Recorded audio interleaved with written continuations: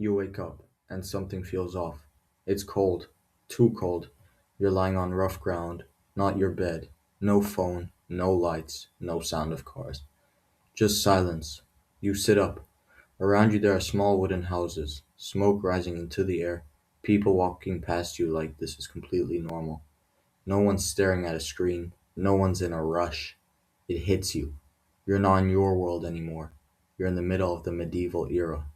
No internet, no entertainment, nothing you're used to. So now the real question is, what do you even do for fun?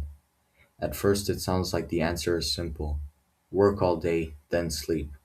But that can't be the whole story. Because humans have always needed something more. Something to break the routine. Something to make life feel a little less heavy. And people in medieval times were no different. After long, exhausting days of farming, building, cooking, or working for someone else, they still found ways to escape. One of the biggest ways they did that was through stories. At night, people would gather around fires or sit inside small homes and just talk. But these weren't boring stories. They told stories about monsters in the woods, spirits that watched you, dragons, curses, and things they couldn't explain. It was their version of movies. And the crazy part, some people actually believed those stories were real. So for them, it wasn't just entertainment. It was fear, curiosity, and imagination all mixed together. But stories weren't the only thing. People also played games. Simple ones, sure, but still competitive. Dice games were everywhere. People would bet money, food, or even their belongings. And then there were board games. Early versions of chess, strategy games, things that made you think. It might sound boring now, but back then, this was exciting because there wasn't much else. And when something bigger happened, everything changed. Festivals, this is where medieval life really came alive. Entire villages would come together, music would start playing, people would dance, drink, laugh. For a moment, life didn't feel so hard anymore. Some festivals lasted for days. No work, no stress, just pure distraction. It was rare, which made it special.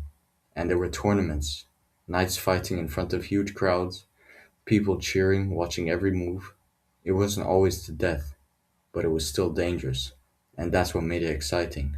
Because it was real. No scripts, no second chances, just two people risking everything in front of everyone. If you think about it, that's not so different from modern sports. But here's where things start to feel strange. Because not all entertainment was harmless. There's a side of medieval life people don't really talk about.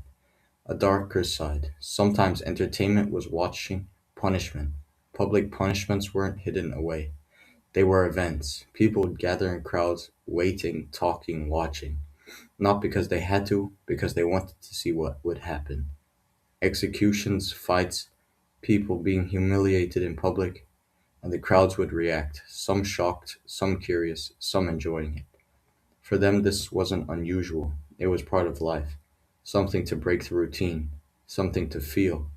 And that's the part that feels uncomfortable now. Because we like to think we're different, that we've moved past that kind of thing. But have we? Think about it. We still watch drama, we still watch conflict, we still slow down when something bad happens. We're still drawn to intensity, to emotion, to things that make us feel something strong. The difference is, we don't stand in a town square anymore. We sit behind screens. So maybe the real question isn't what people did for fun in medieval times. Maybe it's this. Have we really changed? Or have we just changed the way it looks?